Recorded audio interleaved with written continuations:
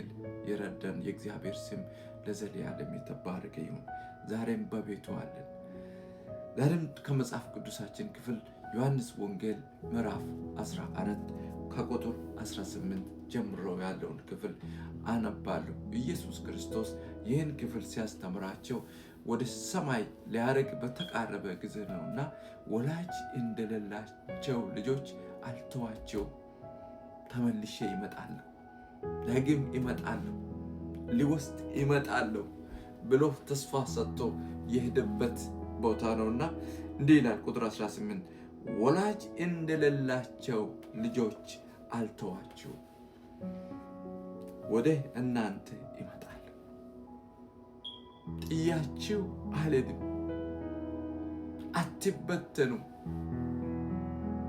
ተስፋ አላችሁ፣ ተመልሼ ይመጣለሁ ብሎ ተናገረና ገና ግን ጥቂት ዘመን አለ ያለ፣ ትንሽ ቆያለሁ አለ።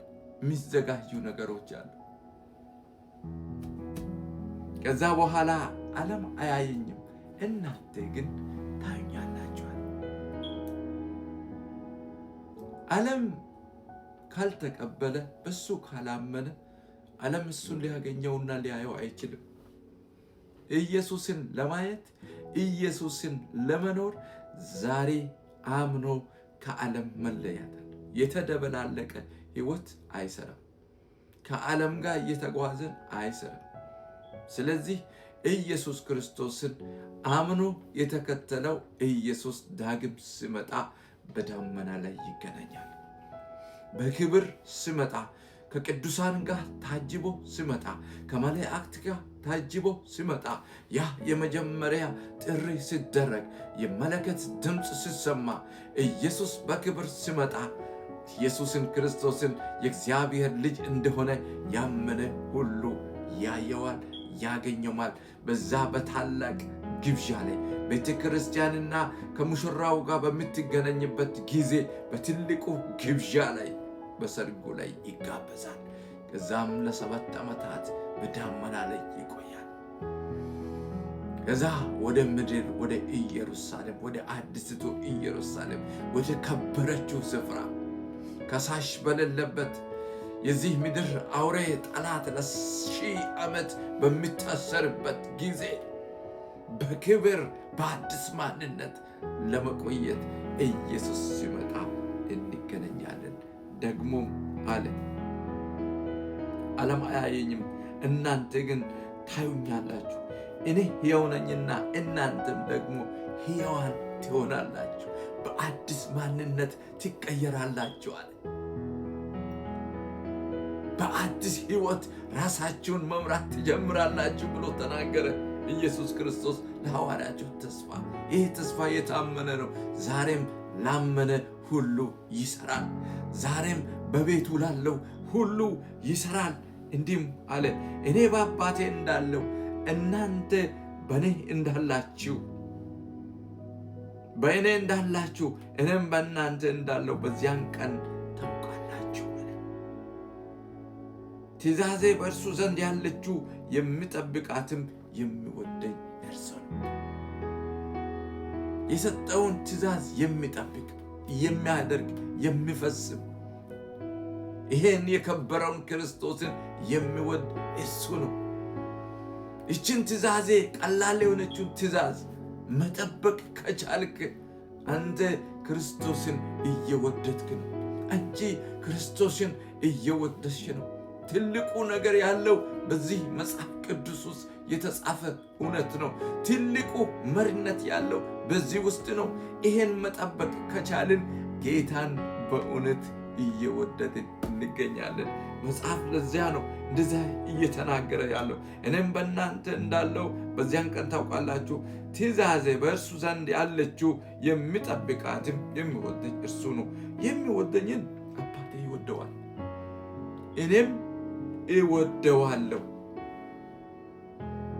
ራሴንም ይገልጥለታለሁ።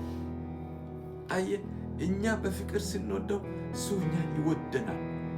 ራሱን ደግሞ ይገልጣል፣ ማንነቱን ይገልጣል፣ ክብሩን ይገልጣል። ስናገለግል አብሮ ያገለግላል። ስንወጣ ከእኛ ጋር ይወጣል። ፊታችንን ይቀድማል፣ ጨለማን ይገፋል፣ በብርሃን እንድንኖር ይረዳል። ራሱን እሱ ከገለጠ ሌላ ምን ያደርግልኛል? ተስፋ እንዳልቆርጥ ክብሩን ካደረገ፣ ራሱን ከገለጠ፣ ማንነቱን ከገለጠ፣ መንፈሱን ከሰደደልኝ፣ በሕይወት እንድኖር ከረዳልኝ፣ ሰላሜን ከሰጣ፣ ድካሜን ከሕይወቴ ካስወጣ፣ ምሕረቱን ካደረገልኝ፣ ደሙ ፈውስ ከሆነልኝ፣ ደዌንና ኃጢአትን ከዘር ማንዘር የተላለፈውን አንቋረጥ ያለውን ከቆረጠልኝ፣ ራሱን ካሳየ ሌላ ምን አያለሁ? እንዲህ አለ የአስቆሮቱ ይሁዳ፣ ጌታ ሆይ ለዓለም ሳይሆን ራሴን ለእኛ ልትገልጥ ያለ እንዴት ነው አለ ይላል ክፍሉ። ለዓለም ሳይሆን ለእኛ ብቻ ራስን መግለጥ የፈለግበት ምክንያት ምንድን ነው ብሎ ይሁዳ ጠየቀ። አስቆሮቱ ይሁዳ ጠየቀ። ለዓለምስ ለምን አትገልጥም የማለት ያህል ለእኛ ብቻ ለምን ትገልጣል? ዓለም እንዳያይ፣ ለዓለም እግዚአብሔር ልጅ ኢየሱስ ክርስቶስ ራሱን እንዳይገልጥ ዓለም እሱን አይወደው። የዓለም ስርዓት ከሱ ስርዓት ጋር እኩል አይሄድም። የዓለም ማንነት በዚህ መንገድ ሊሄድ አይችልም። ስለዚህ ራሱን ለዓለም ያልገለጠበት ምክንያት ትእዛዙን ስለማትጠብቅ ነው። የሱን ትእዛዝ ስለማታከብር ነው። እንዲህም ብሎ ኢየሱስ መለሰለት ለአስቆሮቱ ይሁዳ። ኢየሱስም መለሰ አለውም የሚወደኝ ቢሆን ቃሌን ይጠብቃል። ስለዚህ ቃሉን ያስተማረውን፣ የመከረውን፣ የነገረውን መጠበቅ፣ መጽሐፍ ቅዱስ የሚለውን መጠበቅ ካልቻልን ራሱን ለእኛ ሊገልጥ አይችልም። እንዳይችል ያደረገው ስለማይችል አይደለም። ናጋ ያለው ነገር እሱ ፔኔትሬት አድርጎ እንዳይገባ ግርዶሽ ሆኖበታል፣ ይሆንበታል። ትእዛዙን ያለማክበር፣ ያለመታዘዝ፣ ከኃጢአት ያለመሸሽ፣ ተደበላልቆ መኖር፣ ያ ኢየሱስ ራሱን እንዳይገልጥ ከሚያደርጓቸው ትልቅ ነገሮች አንዱ እሱ ነው። ቃሌን የሚጠብቀውን አለ አባቴም ይወደዋል፣ ወደ እርሱም እንመጣለን፣ በእርሱ ዘንድም መኖሪያ እናደርጋለን። አየህ፣ ትእዛዙን ስንጠብቅ ጌታ በቤታችን ነው። ጌታ በሕይወታችን ነው። ጌታ ለእኛ በሆነ ነገር ሁሉ ላይ ነው።